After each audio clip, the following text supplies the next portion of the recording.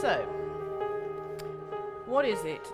Before we ban it, let's talk about what it is. Now, for my money, homework has always been a dreadful term for it. I hated doing it myself, particularly after a long bus ride home.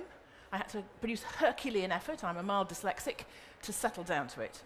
And I think work at home is a real contradiction in terms. You know, you don't want to do work at home, you want to be at home. You want to play with the dog, you want to play in the garden with your siblings, you want to watch a bit of TV that might be supervised by your parents, you want to interact with your parents, blah, blah, blah. And then some villainous school teacher says you've got to sit down, get your books out, go back to that maths problem that was already irritating you when you did it in the lesson, and unaided by the teacher, carry on being irritated by it for half an hour.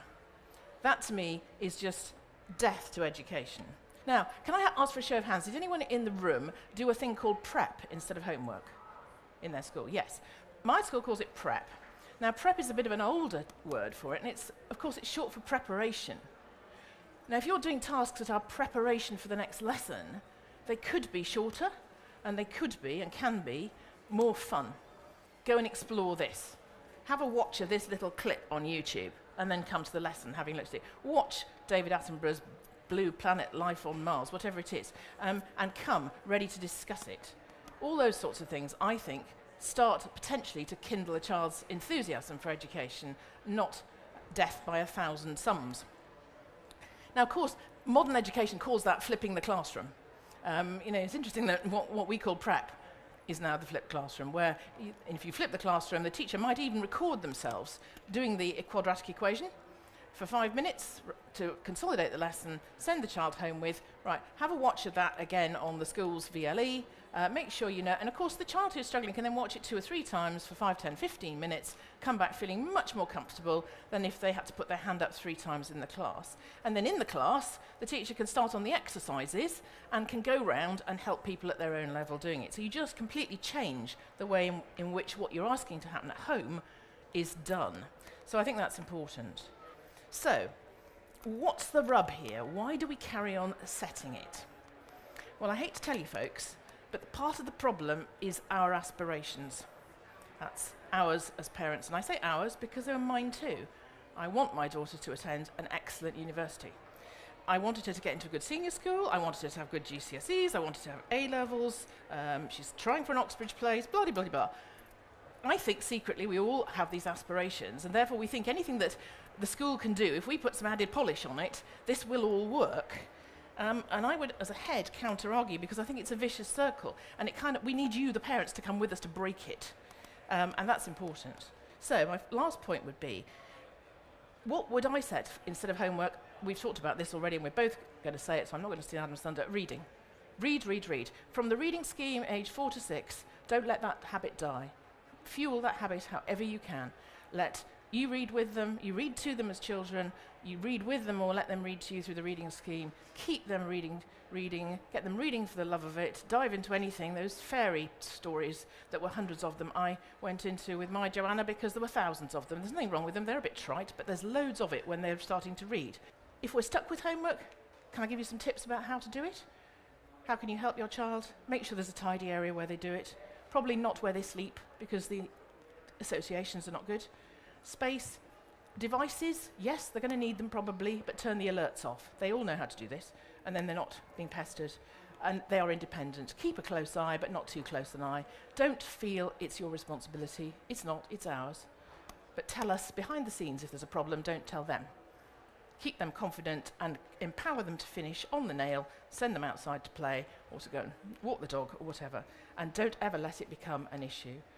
If it needs to go on for longer than that, go for a jolly good boarding school where there will only be an hour and a half, and they'll have to do it then, and everyone will be doing it, so they'll all get down to it, and you won't have any angst.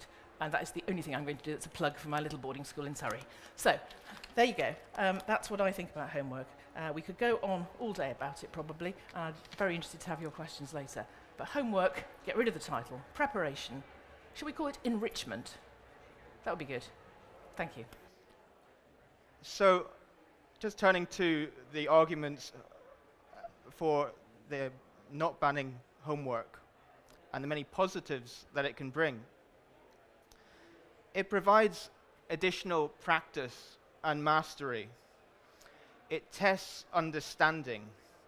develops that mastery and gives a huge sense of accomplishment and confidence in the children's abilities. From a school's point of view, it frees up a lot of time in the school day for things that can be done independently. It teaches discipline and punctuality, getting work done in time, organization and research skills, all in order for them to be independent, to succeed in the next stages. For children, it facilitates detailed study, keeping them engaged in their own time to explore a subject in more depth. It clarifies and expands concepts, keeping the subject fresh, and consolidates the information they have been given at school. So it allows all stakeholders, you as parents, teachers, and your children, to be more involved and connected in the education process and work more closely together. It allows teachers themselves to work more closely together, to discuss assignments in staff rooms, identify problems and gaps in the children's learning. As a teacher, it is often difficult to know if what you are teaching is being properly understood, especially as some very intelligent pupils can be quite shy in class. And homework provides very useful feedback to teachers to identify and iron out misunderstandings before such misunderstandings take hold. Now, of course, sometimes homework can be very tough for children and for parents, but for the children themselves, the challenges are positive things to build resilience and character. And they should learn to embrace these moments. And homework nurtures this and is not in some way separate, but is part of these life experiences.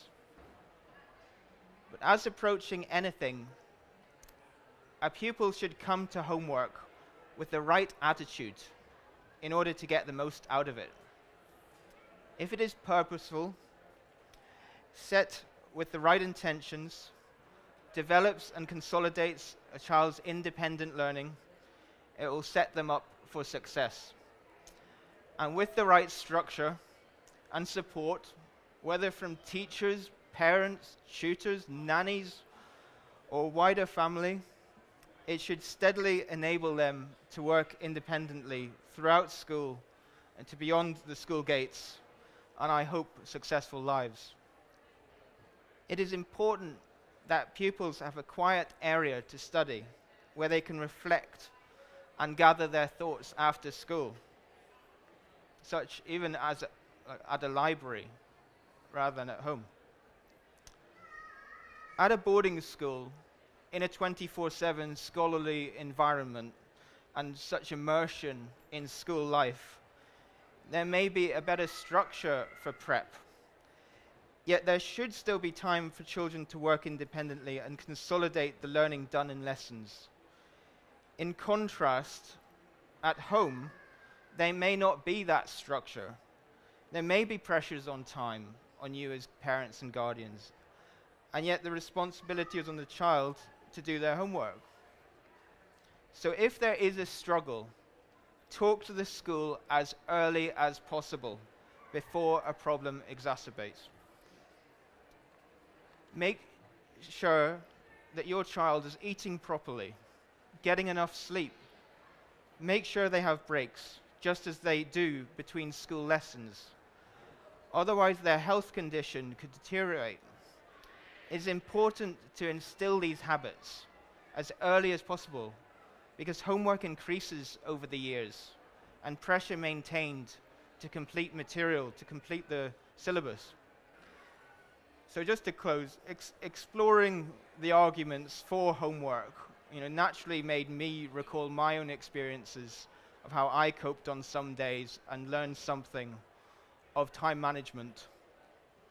Every Thursday, from the age of 15, regularly for 2 years, before assembly at 8:45, I would have a half-hour one-to-one tutorial in classical Greek, a subject that wasn't part of the school curriculum. And after the school day at 3:30, I would have fencing club until 5:30, an hour's break, and then an Olympic fencing club back at the school until 9:30 p.m. I then returned home for roughly 10 p.m. and did an hour's homework that had to be in for the next day, and then I hit the bed.